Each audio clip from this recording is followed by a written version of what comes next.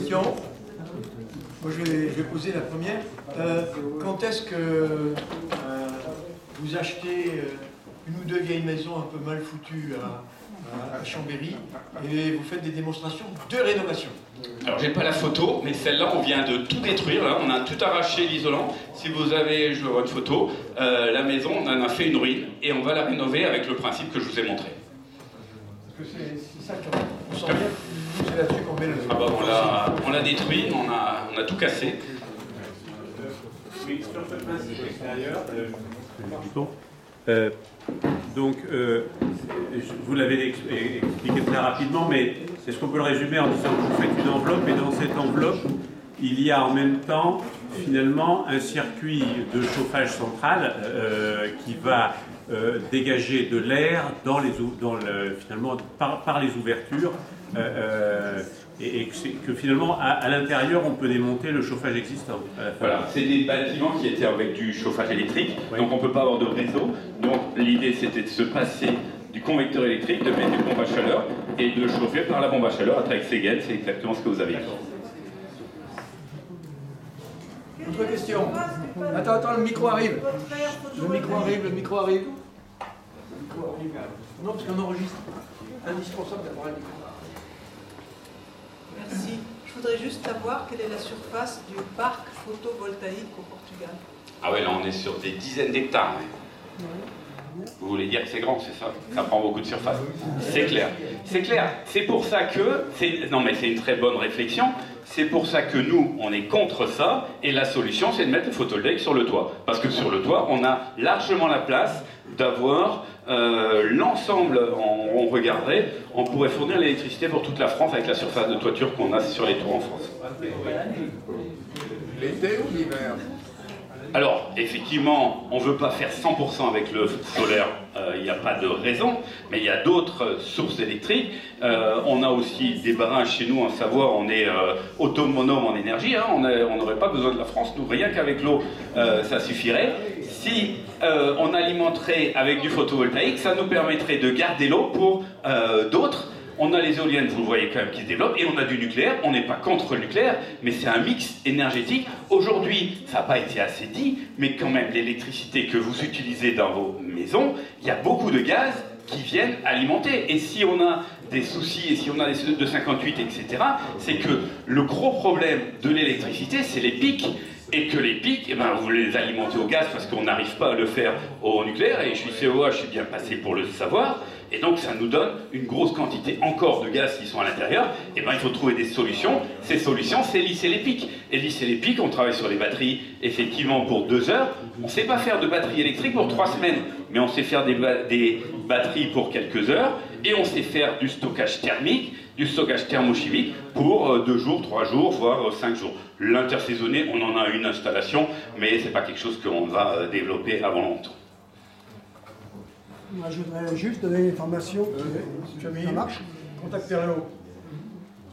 Oui, juste une information. Et puis sur la base des consommations, les productions enregistrées en Allemagne, le pic de production... Il est mort. Bon, le pic de production solaire en Allemagne a eu lieu en avril 2019.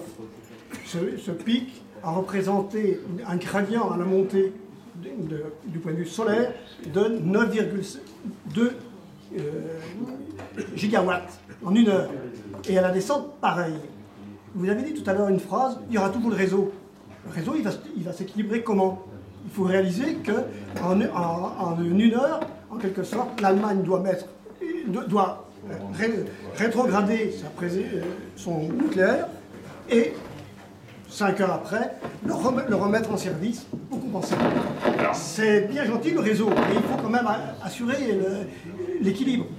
Il faut l'assurer, vous avez raison. Nous, on travaille, on a Steadison qui est une grosse start-up qui est chez nous, qui fait une 30aine de personnes, qui est capable à tout moment dans le monde entier de vous dire dans 3 minutes combien il y aura de soleil, combien il y aura de nuages, et tous les exploitants de ces centrales solaires, ils sont complètement accros à ça, parce que le gros challenge effectivement de demain, et vous avez raison, c'est la gestion du réseau, et avec ces énergies intermittentes, on va avoir des gros soucis, mais Mais c'est pas parce qu'on va avoir des soucis qu'il ne faut pas faire de la recherche et qu'il ne faut pas essayer de développer. Mais c'est un grand verrou pour l'avenir.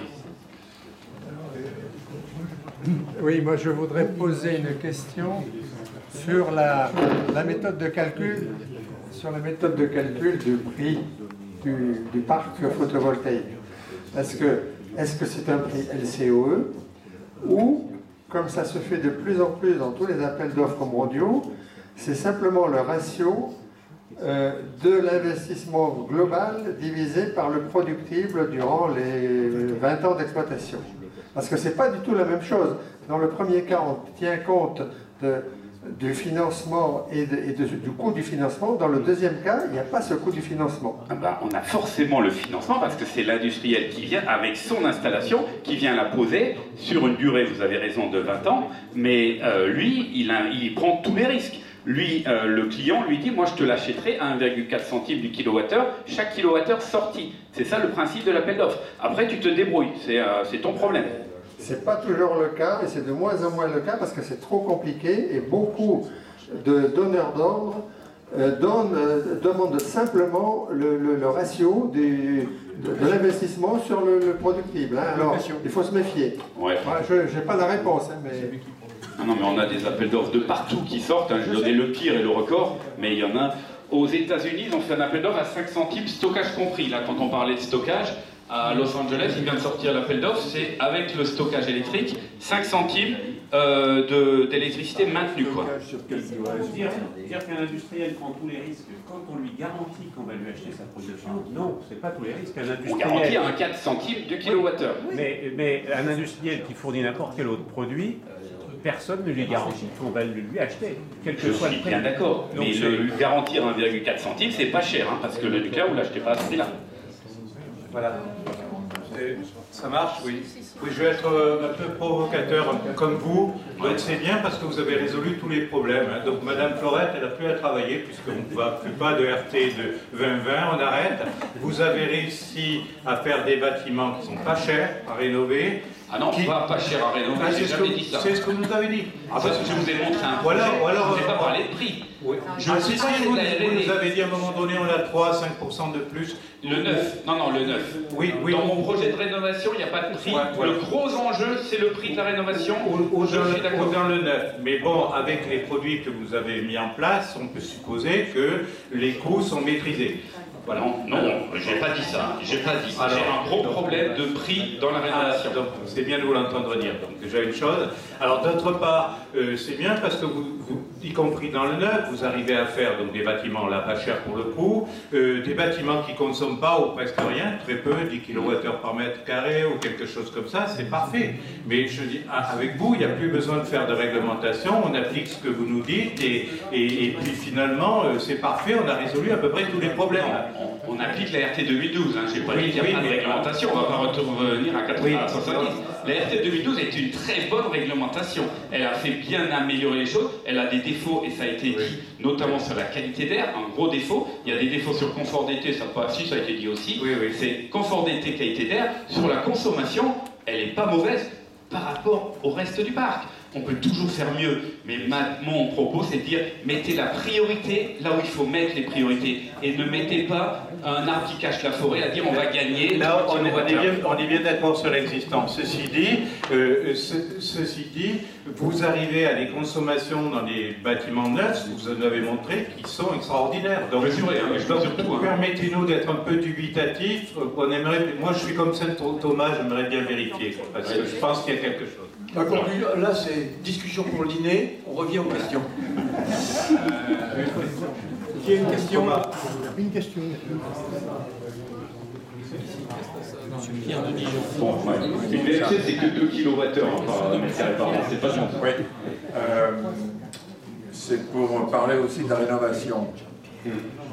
Dans certains cas, est-ce que plutôt que de rénover, faudrait-il pas mieux détruire et reconstruire une maison neuve? Oui, je dis rénovation, ça peut être reconstruction. Je suis tout à fait d'accord.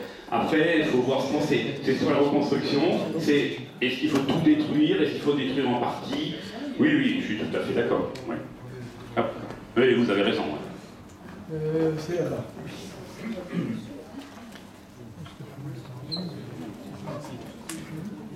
Encore 2 minutes de questions. Oui, j'aimerais bien voir votre diapositive où on voyait le 350 kWh par mètre carré pour la période depuis la guerre jusqu'à 1974. Ouais. Et avant, c'était mieux. Et après, c'est mieux et ça baisse. Ouais. Ben, il y a une proposition simple, c'est de casser tout ce qui est sur le palier le plus haut. Parce que ça correspond à des bâtiments qui sont de très mauvaise qualité. J'en sais quelque chose, j'en ai construit. Et donc, voilà, on pourrait remplacer juste cette tranche-là par quelque chose de mieux. Vous êtes encore pire que moi. Hein. Moi, j'ai dit, on arrête de faire du neuf, vous voulez détruire encore tous les bâtiments existants. Vous aurez encore plus de problèmes. Hein. Juste une remarque en 2 secondes. Je crois que l'expression que vous avez employée, autonome à 80%, n'a pas de sens. Je suis d'accord. Je crois que si c'est pas 100%, c'est zéro. C'est vie. Oh c'est zéro. Pas zéro. Non, c'est zéro parce qu'il faut se brancher au réseau, il faut bien payer le réseau. Et c'est indépendant de la consommation, que vous ayez 10 ou 20%. Donc, si c'est pas 100%, c'est zéro. Non, mais le réseau, il y a le réseau et il y a la production. Non, mais je m'en fous, la production, c'est pas cher. La production, c'est pas cher. Le réseau, il appartient aux communes. C'est le réseau. Oui, bien sûr. C'est la connexion au réseau. Mais c'est pour ça qu'Enedis ne souhaite pas, et je le comprends bien.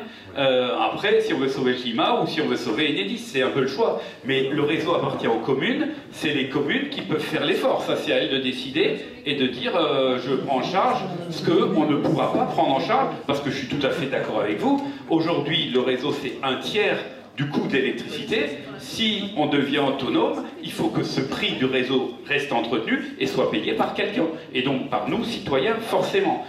Nous, citoyens, après, on verra comment on le fera. Après, moi, encore une fois, c'est même pas des propositions. J'essaie d'avoir un minimum de données correctes. On revient là-dessus sur ce qui a déjà été dit au cours de la journée au Pierre. C'est que derrière ça, il y a comment est-ce qu'on finance le réseau? Est-ce que la méthode actuelle, qui est un financement sur la base des consommations, est adéquate? Est-ce qu'on ne devrait pas le financer sur la base des puissances, ou au moins en partie sur les puissances? Donc c'est vrai, ça pose des tas de questions, sur des questions d'organisation de suite.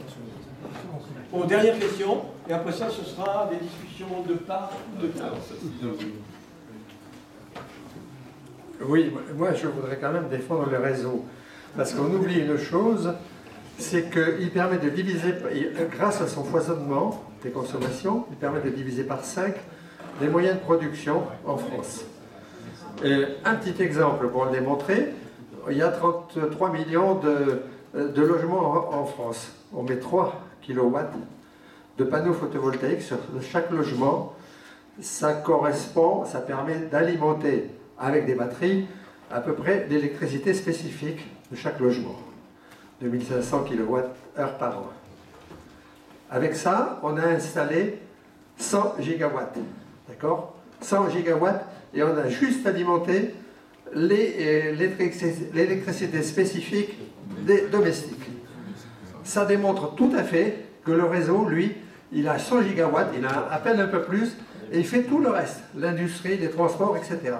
Donc, le réseau, on en a absolument besoin pour cette question de foisonnement qu'il ne faut pas oublier. Mais je ne veux pas l'enlever. Vous mettez 3 kW, oui, mais je peux mettre plus que 3 kW. Vous mettez plus, mais ça fait des investissements énormes. Vous investissez 100 gigawatts pour juste satisfaire les besoins domestiques. Ça n'a pas de sens. Sauf que, après, c'est un nouveau débat, et je passe de mon coefficient, on parlait de ce coefficient à 1, moi j'ai plus aucun problème, une fois que j'ai mon photovoltaïque, le coefficient devient 1, comme tout le monde l'a demandé, et j'ai la réponse à ce coefficient d'équivalence. Oui, je crois que ce qu'il vient d'être dire, c'est ce qu'on sait tous, c'est que le réseau, c'est un des éléments essentiels de la solidarité nationale. Il ne faudrait pas qu'on l'oublie un jour. Voilà, je vous remercie. Je voudrais d'abord remercier...